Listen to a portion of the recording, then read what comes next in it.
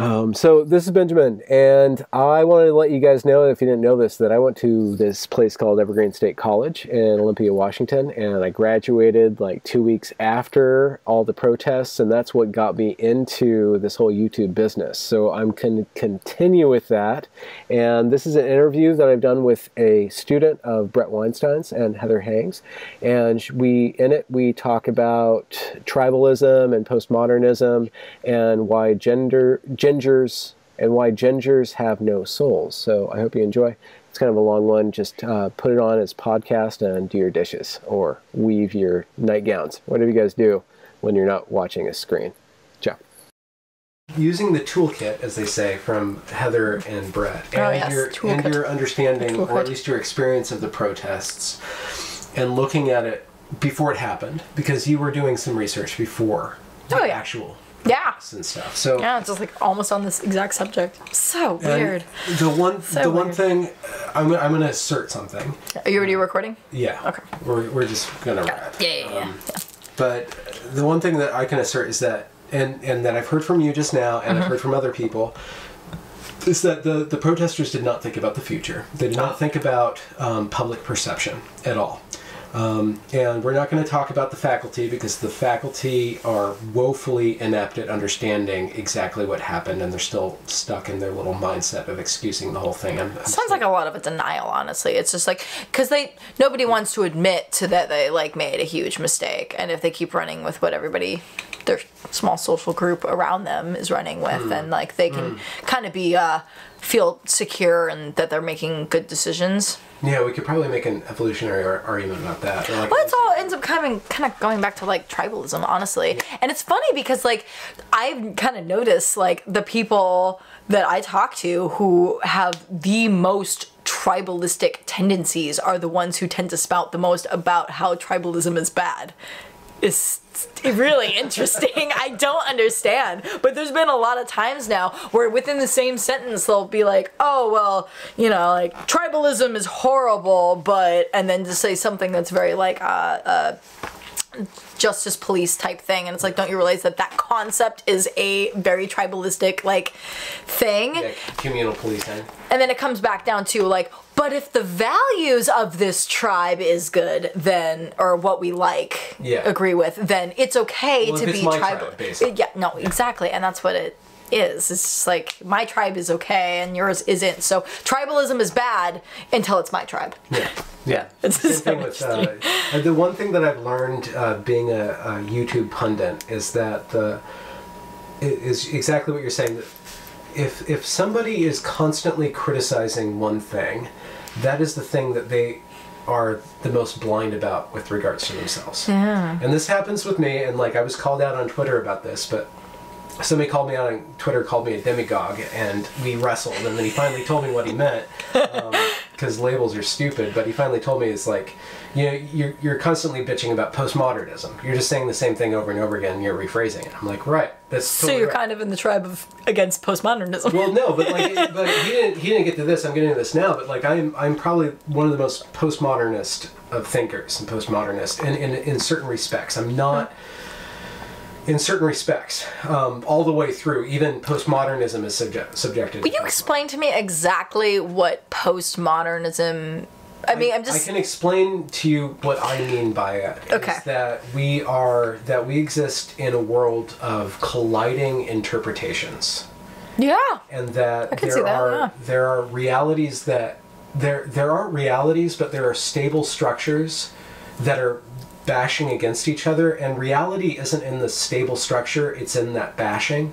It's in the intersection between different interpretations and stuff. It's the reality. People love to say like when something bad happens, that's when reality hits. Not just something bad. Well, okay, yeah. Or like a good having a baby. No, reality hits. Yeah. Exactly. Something any sort profound, of something chaotic. Chaos makes that's reality restrained into shape. It's not about adoring chaos, it's about adoring when order is transitioning into a new order, right?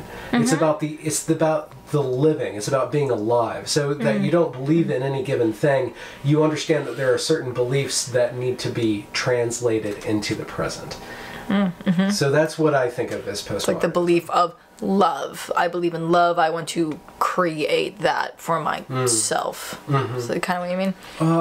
Yeah, I need to get concrete. But the thing is that even postmodern, I'm such a postmodernist that I hesitate from making any sort of critique that is concrete. So I'm very much in the line of Derrida and Foucault on an aesthetic level, not necessarily on a moral level, not necessarily on a political level. Like, I don't think that what happened at Evergreen, I think that what happened at Evergreen was a misuse and an abuse of the fact that there are negative power structures that need to be changed. Yes. But in order to change something, you have to go back to Gandhi or whoever it was. You have to emulate the creative life force. You have to emulate the love. You have to emulate the peace. You have to emulate the characteristics. You have to be the thing that, like, because that's the thing is, like, to any outsider's perspective, if you are a thing that's not desirable, then, like, no one's gonna be on your side. But if you're the thing that's like, oh, all you are is love,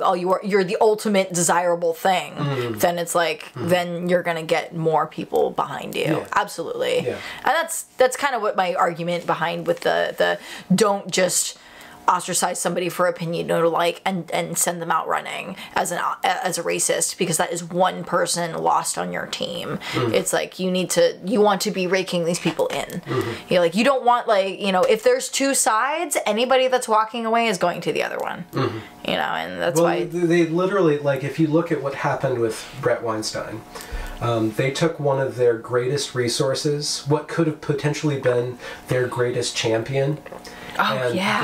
Even to this day, they could still use him to incorporate a huge audience of people instead of ostracizing him. Yeah. If they gave up a little bit of their pursuit of purity or whatever they are pursuing, I'm still not sure what they're pursuing. Because if they turned around and been like, oh, actually we're wrong, they could totally, like, build this platform, like, next to the one he's already created and be like, here's why we were wrong, but this is what we wanted to do, and then bring light to the thing that like that was actually mattered. Yeah. And they can still do that. They could still potentially do that if the people who are not being very cowardly, even if they have good hearts, they're being very cowardly and they're hiding behind the scenes. Yeah. But with regards to Evergreen as an institution, it's totally screwed until some people get the chutzpah or whatever the non-gendered equivalent of testicles are.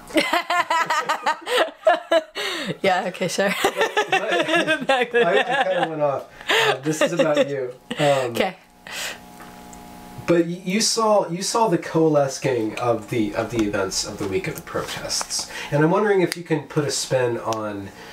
I'm going through Dawkins' The Selfish Genes. Sure. I'm thinking a lot about, like, just how I think about it is that reality, all life is just a bunch of Legos that survived. And so they're trying to get into the next Lego structure. That's all life is, right? Yeah. So it's like, all. I've never thought of it Legos, but yeah.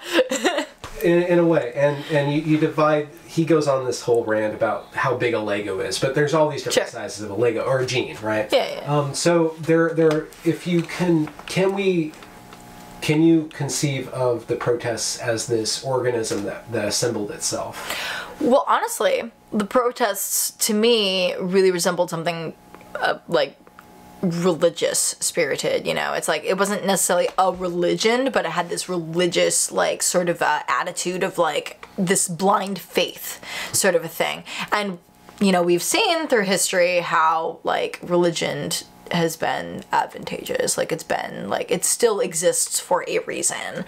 And I think it, like, it does that tribalism thing where it brings people together with a like-minded thing. I feel like every single person, you know, funny enough, inside and out, but inside that group wanted to fight racism and be the heroes of the day, you know? So there's this faith aspect. This is a faith aspect, but I think, like... But accompanying the faith wasn't just the willingness to believe, but there were articles of faith. So there was something to believe in. Yeah. Whether it was people or a story, is probably a narrative that they're finding. Well, I mean, okay, so one thing that, like, Brett talks about a lot about how is like, anarchism. He brings up anarchism a lot, and how our anarchism is actually, like, quite a great idea, but it doesn't scale up great idea for 200 people less. You can totally govern 200 people with an anarchist type structure where everybody's kind of like governing themselves and da-da-da-da-da. Because if you have a community of 200 people anyways, everybody knows each other, you're going to be, I think, a little more moral to the people around you because, you know, you have to see that person for the rest of your life. You got to deal with that. Everything that you do is going to be reflected. There's going to be immediate consequences. Exactly. And then, you know, today's world, being thousands of people, media, I can say whatever I want on the internet and not have to have the repercussions of it, basically, for the most part. Depending on who you are. Yeah. But you can be a troll and get away with it. So scaling up, like, it becomes out of control because, like, you kind of end up losing a lot of that empathy. You lose a lot of empathy for somebody you don't know thousands of miles away that you can't see anymore. Like, and that's why it's like humans can only memorize the names of, like, a certain amount of people. It's like 250 or something, 300 people, because what we've been raised with on an evolutionary time frame is being in communities about that size. So you don't have the mind capacity to even, like, know more than that of people. And so we're definitely in this new, like, climate of population where we can talk to, like, thousands of people. And but that's different. Shit, where was I going that's though weird with it? Because with like celebrities, I wonder how much of my human name bank is taken up with celebrities and people that are perfect strangers, you know? You think that you can absorb in the idea that, like, thousands of people know you, but in reality, like, does your brain really understand that concept? If you, like, actually, like saw the amount of people that knew who you were and, like, in a field, like, trying to figure out, like, I'm gonna know each one of these people as an individual. Like, holy shit, that's, like, my homework for the next 4 years. Like, but you were talking about scalability and about anarchism. Yeah, okay. So my thought is that, like, maybe that people's brains are still geared towards that small community, and that because we don't have the capacity to really think above that when you're trying to do something like a movement like this, your brain, even though you're thinking, oh, I'm going to, like, defeat racism through the entire world, your brain is probably more like, or subconscious is more like, I'm going to defeat this problem amongst my 250 people, because that's what your brain's capacity is for.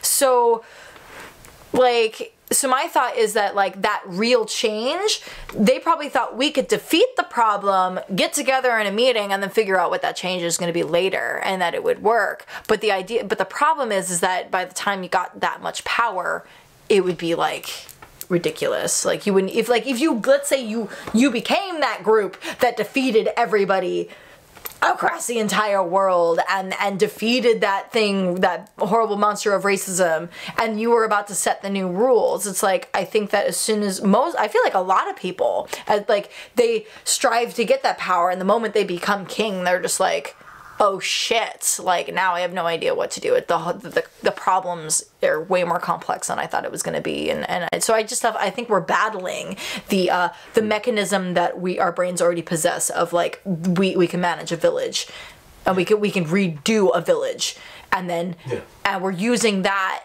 mechanism, but now we live in this playing field of a lot bigger, and we're not integrating it into the bigger picture. I wonder if the wisdom in the attitude that Jordan Peterson is kind of making popular again, that if you can conquer yourself, and then you can conquer your house. If you can conquer your room, then you can conquer your house. Then you might be able to conquer your yard. And then you might be able to get along with the people on your block. And then at that point, you might be able to start thinking for a community force and stuff. But if you start on the level of systemic racism, if you start on the level of, well, let alone the world, but just your country, you're never going to get there, because you're only going to be replicating that which you have not yet figured out about yourself. Yes, yeah. On that higher level. That was actually probably one of the things that I liked most that Jordan Peterson talks about, is how you need to, like,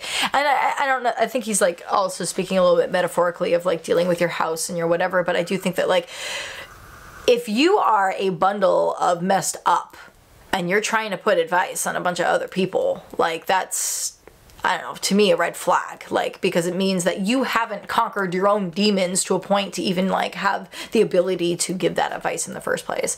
I guess it's like a person trying that is in a cooking career trying to give advice to somebody who does construction working. You know, you have to.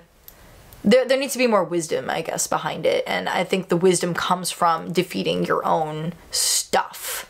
Because, like, when we think of those people like Gandhi, like, he obviously defeated certain demons that would have made him, when he got to power, become corrupt in the first place. Yeah. You have to be that person where if you end up gaining the power that you were striving for, that you are not going to misuse it. And I think that's... a lot of people haven't gotten to that point. They think about, oh, I will figure that part when I get the power. Yeah. They do it backwards. Yeah. And they're taught that by these activism programs. They're taught that you're supposed to change the world. And maybe that is the problem with this whole privilege calculus. That I feel like it comes from privilege, the people who want to change the world. Don't put that in. I don't know, but well, like, you never know. I feel like the people who tend to be most gung-ho about changing the world are the most privileged people often.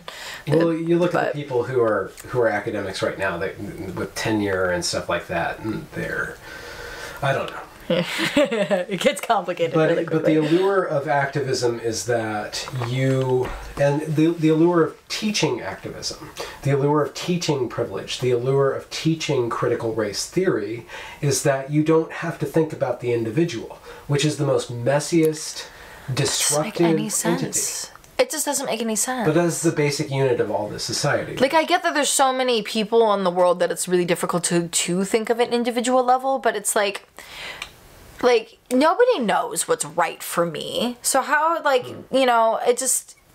If you were going to clump me into a group of what, like, I guess would be me on the outside, I'm white, I'm a female, let's put me with all the brunettes, for, you know, what to say, the likelihood that I like the same things that entire group likes, that I agree 100% with everything, is just like so unlikely. Like, sure, there's gonna be a couple things like, oh yeah, we all like muffins, but sorry, I prefer watercolors to like acrylics. You know, it's just, there's just, people are so complex. The moment you start like trying to put people into one group and say that they all feel this way, I mean, it's dangerous also because, like, what I've noticed is that doing that group thing, there's a lot of individuals who come out saying, I don't agree with that group, and then everyone says, don't listen to that one person because they're just one person. It's like, we love to point out that that one person doesn't speak for the whole group, but then, like, but I think it's this idea of, like, as long as I'm saying something, like,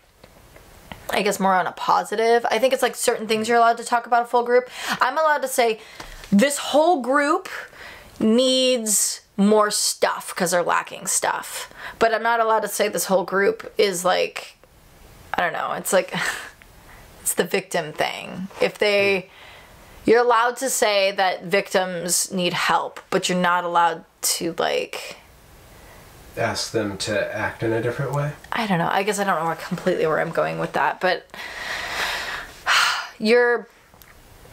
because, like, I've noticed that, like, there's this big thing where when I'm having these, like, political arguments with friends and different people, where they will see this generalized thing of, like, oh, this group thinks this way or feels this way, and, like, you know, like, systemic racism, which I agree with, is attacking people of color. Totally agree with that, but that's, you know, whole color. But, like, but then if you have, like, an individual who's of that demographic speaking against that, they feel like, oh, they don't feel this way or whatever, then it's like, oh, we're not allowed to, like, listen to that one person because that one person doesn't get to, like, say what the whole group feels like. But you're allowed to have one person say what the whole group feels like if it's under the idea that they're a victim or being oppressed or whatever. So it's like, we're allowed to listen to an individual circumstantially. Yeah, the way to, the one way, yeah, it goes back to what we began with. The one instance wherein you can be prejudiced is on the behalf of a group. Yes. You can lump everybody into a category as long as that category is basically a victim category. Yes. Or a category of need. right? Yeah. So, and because that gives a virtuous spin on this dehumanizing behavior. You're not just dehumanizing, but you're trying to give humanity to that person in the form of resources, or in the form of respect, or in the form of championing, or whatever. But the problem is that when you start to implement that, in order to implement the dehumanization of a group of people by giving them resources, is that you have to dehumanize the other group to take resources from it.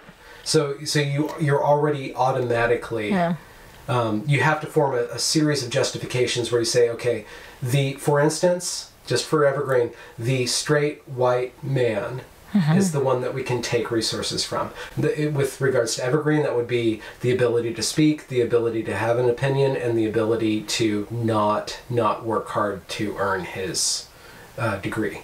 Yeah, but there's even an aspect of you're not allowed to work hard either.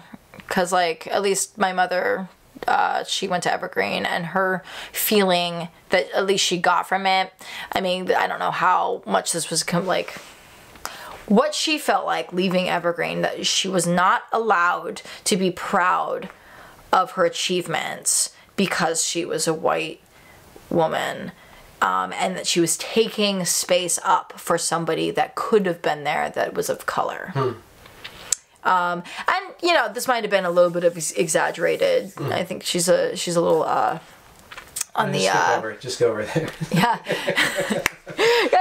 She's sensitive, okay? She's sensitive, but I think that but that was the feeling. And I mean, it was actually really sad when I read her academic statement, and most of it was, I achieved stuff, but I'm not worthy. It was it felt like a lot. I mean, it was written well, but it was just very much so like, I know my place. I know that I don't deserve this, and I'm ever so grateful that I was able to get it, because I know that I'm more privileged than other people. And, you know, and I couldn't help but feel like this is your paper that's supposed to resemble you in the working world, and you're trying to sell yourself to everybody else, and you're basically knocking yourself down for being the wrong demographic. And it's just like, that just doesn't sit with me well, like, especially because like she learned that.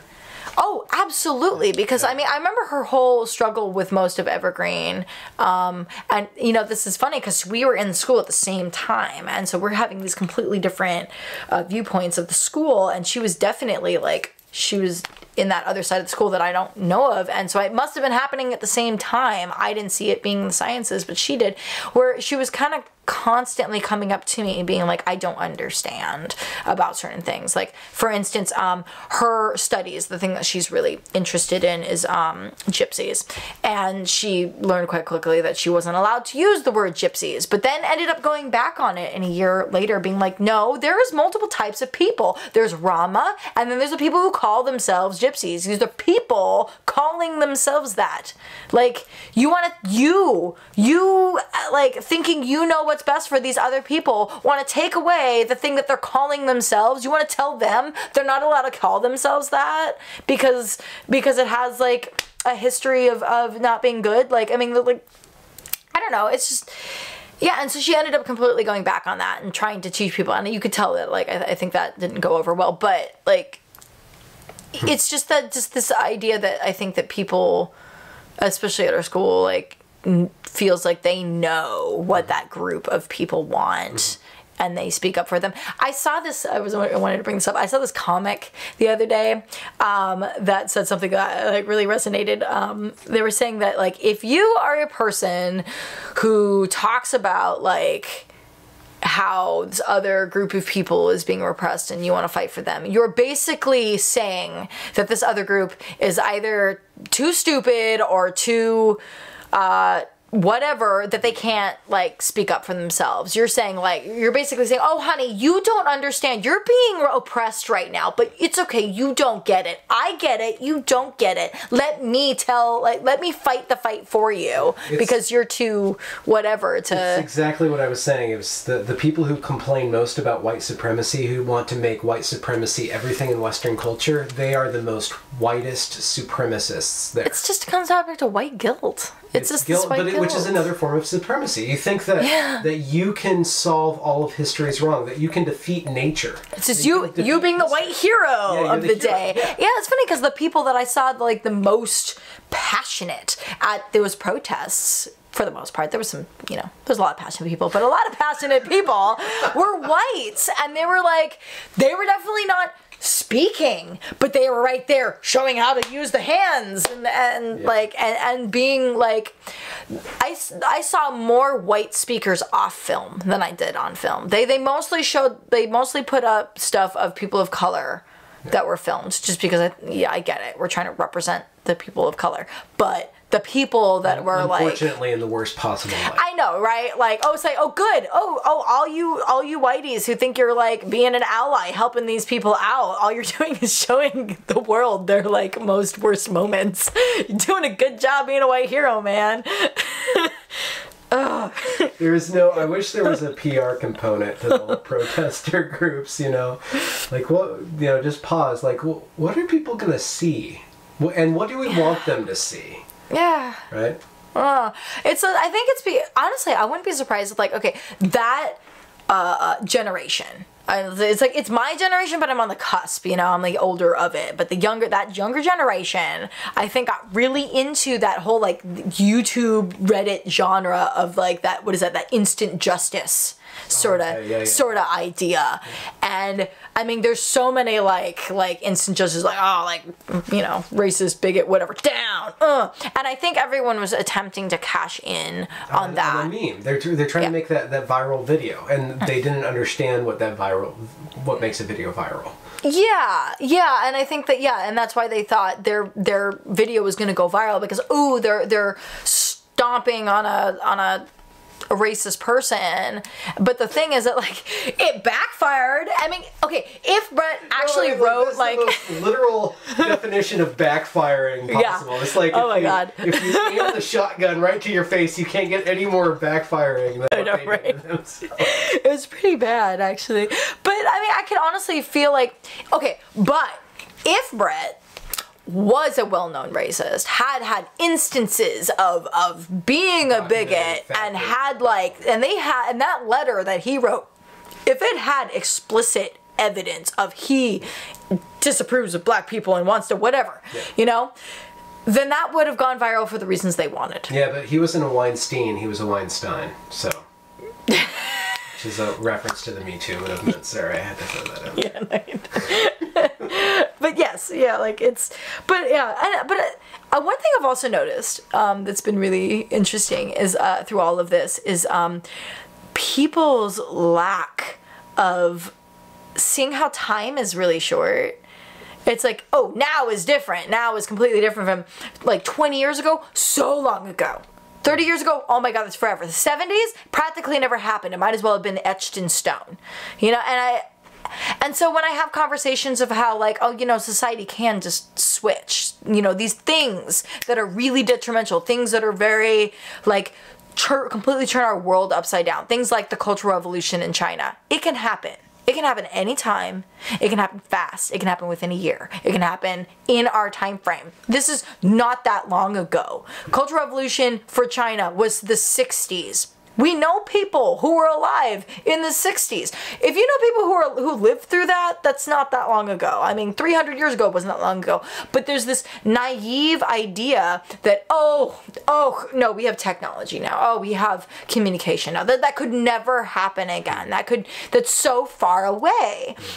And that just it's I don't know, that is scary to me, because I think that's how we end up falling into that circumstance over and over and over again. Because I'm sorry, but Cultural Revolution in China, that wasn't the first time. It's probably not going to be the last time, honestly. It seems to be a part of, I don't even want to say it's human character. I'm sure we see very similar behaviors in a less complex way in baboons. If you just like see how like the more basic mechanisms of that tribalism and having this unified idea, and it's okay that the end justifies the mean, like we're allowed to break the rules now because we're going to make this utopia later, and what it leads to is chaos. It doesn't lead to that utopia. Well, it leads to the opposite of what you want, which is authoritarianism. Exactly. Tyranny. You're just going to have the most Tyranny. charismatic, organized person dictating what everybody else does. And that's what happens. Exactly. This idea that, we're squabbling on the bottom, so let's give up all of our like rights that help us on the bottom to the people on top, that, like things like freedom of speech. It's like, that doesn't help us. Like, you're just giving up your rights and giving up your power to the people that we should be fighting against, which is the 1%. And that 1%, yes, is more predominantly white and male, but there's no rule that says it's just that. It's just anybody on top. There's going to be lots of different people. Sure, like black people will be a minority on top, but they're still there. Yeah. And we need to be looking at this as like us on bottom we need to start figuring out, okay, we have our differences. Okay, some of us are conservative and some of us are liberal and all that fun stuff. But the thing is that if you're 1%, you don't give a shit about the people on the bottom.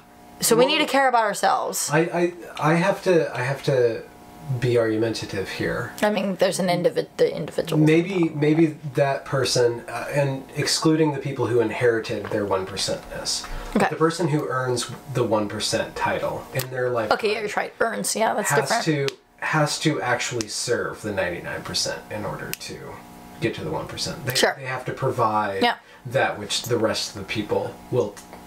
I mean, this was a generalized, like, Well, what I'm getting to is that. Is there a way for people who if you look at society in a certain way, you see most people are below and few people are on top. And you can go through society and you can divide society over and over and over again in this different way and say that there's this rare 1% in all these different ways. Mm-hmm. Do the people on the bottom need to rally together against the person on the top in order to get along, or is there I don't know if it's necessarily that we need to rally against the top, but we need to not rally each other, is I guess what I'm trying to say. Other. Yeah. Well, what I'm saying is like whatever we are, we're not any good to anybody by fighting each other. Okay. And I think that as a whole, like we need, like it's kind of what like Jordan Peterson was saying, is like we need to kind of do away with the right and the left, because if you really think about it, if you talk to just about anybody who believes they're far right or far left and you really figure out who they are, they're probably more of a gray area, because it's like this right and left. It's like, oh, I only think this and I only think that. And it's just so like boxy, and the human is just way more complex than that. The thing is that what I really would like to finally figure out a critique for is a political structure, which just means people acting in concert without needing to be against things. And not to say that like I think it's maybe because we have like that's the most easiest thing to unify people, is to be against something. To be against something. There's a huge pitfall in being against something and unifying people in. I think it ends up going back to like, well, I don't know. I think it's gonna be really difficult, because I think that kind of ends up playing back into our like evolutionary stuff, which is like you have the hero who's going to defeat the evil, and there's good and evil, and I think that's why it resonates with people so much that they end up, throwing their life away for it. So maybe we just need to like change what the idea of evil is, maybe, and maybe not make it just. I know it's really complicated, but I think like maybe not just making it like one face, one demograph, like, but maybe making it like that's one thing I like about Jordan Peterson, is he talks about there is no like one person who's evil and one person who's good. Is every single person is evil and good, and just to realize that in yourself, and to be able to distinguish between the two. I am not against that which makes people rich. I am against that which makes people greedy, and I recognize my own greed. but at the same time I can enjoy my own wealth, and like being aware of that and then trying to replicate that in society as I go forth and try to generate wealth. Yeah. And maybe speak out against greed itself, you know, like, and maybe because when I think of greed, I don't necessarily think of wealth. I think of greed as getting wealth in the means of depriving. Exactly. It's like getting wealth. Like, I mean, winning the lottery, it's not greedy. You know, you were lucky. You know, but I mean, yeah. Well, yeah, except for the millions and millions of people who only bought a lottery ticket because they were greedy. Sure. I mean, okay. No, but I mean, like, okay. Bad example.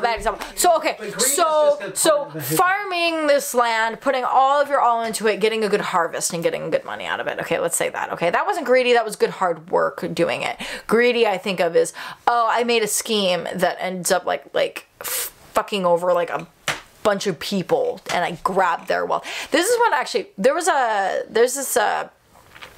actually a TED Talk that you can watch, Brett's TED Talk, if you haven't watched it yet. Very good. The idea is that like he kind of uses this pie chart to explain it, of like you have this like the pie chart is showing the wealth of people, and you can spread wealth by like, there's like two different kinds of ways of like, I guess, like accumulating this wealth of like, and he uses this example of I think it was the Spanish coming in to South America, and they came in, and instead of bringing a bunch of stuff with them, I mean, they brought the religion, but who does that help? But they didn't bring in a bunch of resource, okay? And they instead took resource from the area. So this pie chart then gets dueled out to like multiple different people. So it's the same amount of resource now being dueled out to two different types of people. So less resource for this people, and these people now get to cash on that, okay? Or you have where you can a different situation where instead of people splitting up the resources that are still there, you increase the resources to be had in the first place, which was like realizing the technology or realizing that, oh, you stumbled upon this area where there's nuts, and if we cook the nuts, then we can eat them. So it's like you've moved to this area, and now you have like this abundance of resource. So when that translates back to like what we're doing right now is we have this pie, and we're attempting to resplit it. Mm-hmm. Where maybe we need to come up with a solution that looks a little bit more like increasing the pie in the first place. So instead of taking pie from everybody else, we can increase the pie size and give that increase to the people who have a smaller slice. Yeah. Well, so you're talking about, in the context of Evergreen, like there's a limited amount of teacher attention, right? I mean, ish. I mean, as far as Evergreen goes, in comparison to, I think, a lot of other universities, our classrooms are smaller, aren't they? Well, next year they're going to be quite a bit smaller. Oh, good. We're changing it for the better. Oh, wonderful. Well, no, just less people are showing up now. See, okay. They don't want to go there, but... Yeah. It's not their fault. I mean, it was their fault, but it's not their... But with regards to education, like, how do you... the way to increase the pie is to give... to instill certain attitudes of self-education, of self-determination. Sure. And I don't know if the social justice framework can imbue somebody with more empowerment other than just casting them in the victim. So I guess an example that I would think of like Evergreen is like so a lot of this sparked up from a discussion of the idea of making a program for people of color only, right? So that would be decreasing the pie. I would be taking the same amount of teachers' resources and giving it to another type of people. But I feel like you could almost accomplish the same thing by creating a new class that says this class is going to not be for this only type of people, but be about this type of people. So you know what I mean? Like, so it's like, well, this is the problem then, because that's what's happening in universities where you have these critical race theory classes, where you have Black studies, Latino studies, Asian studies, and which in principle is pretty damn cool. Yeah. But the ideology that informs that is that it casts these different groups as anti-dominant or as the victims. So, like, the whole framework of these classes. Well, then the problem is of the framework and not so much of the space. Yeah, it's not the space. Yeah. And so But I was thinking of the space. Do you not want that culture? Don't you want that culture itself to be given more space by opening it up to everybody? And is looking at it through the critical theory lens, like the doing damage to the culture by casting all of the advancements of, say, black culture, like the music and the art, casting that all as a reaction to white people? Doesn't that strip away the agency of the creators and the artists and stuff? I mean, it's a really dicey issue and stuff. I just the one thing that I've cursorily seen with black studies or African American studies is that it's still set up in the activist mindset. It's still set up in, like, we're against the man. We're exceptional. We're different. We're put down and stuff. I'm like, is there which is like, because like there's a lot of, like, you know, spirit and soul behind that, which is positive, but like there's even if the spirit and soul came from adversity, like, there's a way to not highlight the adversity but to highlight the spirit and soul, and then use that as a lesson towards empowerment that isn't necessarily, I'm going to go out and fight the man. And that's the problem that I have with cultural Marxism, by which I mean that which wants to fight the man. The man and stuff like that. Because I feel like there's like so many things that you can like, and you are the man. Like, one day you're going to be the man, and you're either going to have something to show for that because you actually worked on your life and created wealth, or you're not, because all you did was fight against the people who had wealth, and then you're going to blame them. And then you're going to blame them, and it's going to be a vicious cycle. And, you know, I can totally, like, empathize with the fact that, like, those people, you know, finding to have the wealth, it is easier for a white person in most areas, but, like, not all of them. I don't know why. I don't know if, like, if even entering and this is what I said to Rashida Love when I was taking a class with her, or I had to go to the suppression workshop, and she's like, and I ended up in a small group, and we're supposed to talk about her privilege. Oh, we're supposed to, like, okay, what are your privileges and what are your non-privileges or whatever, and I just refused to even enter into the conversation. I'm like, I'm not going to look at the world that way, because as soon as I enter into that game, I'm already, not only do I lose stuff, it's not just about me, oh no, I'm the oppressor, it's not even that, it's that I'm now going to go around and evaluate everybody by what they have and what they don't have, and are they good? Oh my gosh, and it's funny because when you put it that way, like, it suddenly becomes like a wealthy type thing. It's like, what do you have, what do you don't have? But it's like, but it's an opposite, like, yeah, it's just an inversion of the same, like, the same categorizing thing that we're already doing to ourselves. I do not care about how many words a person knows. For an example, I don't care how big of somebody's vocabulary is. What I care about is how awesome what they can do with those words. Sure. And I'm not going to judge somebody for using big words, but I will judge somebody for, like, doing something clever or something not clever with those words, right? And that works with wealth, that works with their body, that works with their privilege, that works with everything. Because, like, a millionaire who's like going out of their way to, like, fund charities and do some amazing things is a difference, or invent something, like Tesla, and then then you have the rich person who's just using their money to buy yachts. There's difference. There's a big difference. Yeah. There's a big difference. And if you put them both into the evil category, then you're going to get less of the, like, what's the point of those people trying to do charity if, like, you're just going to make them a bad guy? Exactly. You might be able to swing some people with the white guilt, but in the long run, you're going to make more enemies. You're actually going to make more white supremacists because of all the young white men that you're making. Yeah, that's what. Yeah, I mean, I keep trying to bring up, like, all these different studies and things where, like, they've shown that putting people in a pile of, like, a mixed batch of races and stuff, like, they end up having way deeper respect for each other and tolerance for each other than most people do, just because they've been raised around people who are different than them. And then this idea of, like, oh, like, we need to segregate people because, like, you know, like, it's just like, don't understand. Like, it's the moment you start, like, even if it's just a verbal, we're different, you start looking at each other different. I honestly, like, going through grade school and being a child growing up, didn't realize that there was a difference. I mean, there isn't really, but I didn't realize there was any difference between me and a person with a darker skin color than me. I had no idea. I had no idea the history, like, you know, until you get the history at that whatever age that you start getting into Black history. But, like, I had friends of all colors and shapes and sizes, didn't matter, had no idea.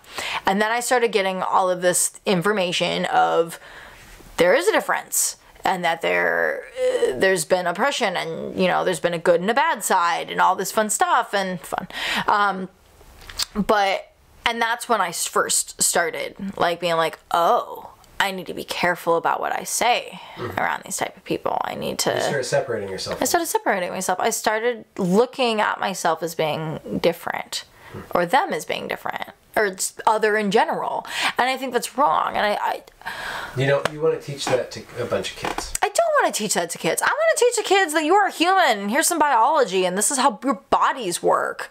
I mean, the most difference I'd ever want to tell kids is that, okay, if you're from this one continent, you might have a little bit more genetic diversity. Like, I mean, like, you might be lactose intolerant. You might be lactose intolerant. Yeah, exactly. And it's because we are, like the melanin in our skin is honestly, like, I mean, yes, it has categorized us through our dumb history before we realized it was just melanin in our skin. But now that we know, that's what it should be. It should just be, we have a difference in the way our bodies react to the environment depending on what our evolutionary history was. But a broken toe is still a broken toe. But a broken toe is still a damn broken toe. And a person's skin color is not going to decide whether or not that hurts less, but there has been studies against apparently redheads can withstand more pain. But besides that, well, that's why they don't have they have less nerves, therefore less soul. Yeah, they have less soul, so they're all evil, right? Yeah, I mean, and you know what? It's funny because, like, I feel like almost everybody has a history, even white people, of, like, something bad. Like redheads, it's only been the last 300 years that they weren't being persecuted for being witches. You know, we're lucky to have redheads at all, to be honest, because they have been killed in mass numbers for thousands of years for being redhead. Okay, like, oh my god, and then we can say that about every type of person. You know, it's like, you know, like, freaking, was it gangs of New York or whatever? Like, you know, that white people against white people, but it wasn't even just white people against white people. What was it? Irish against Irish, new and old.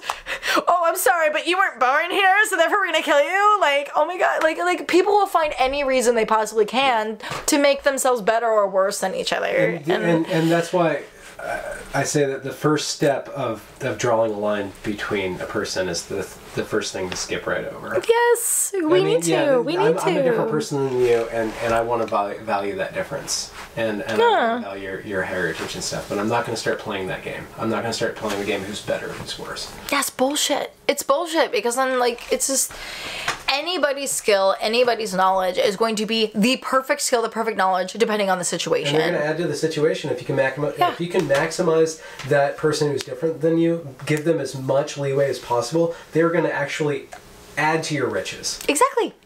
You just need to figure out what their skill is, and then put them into that place.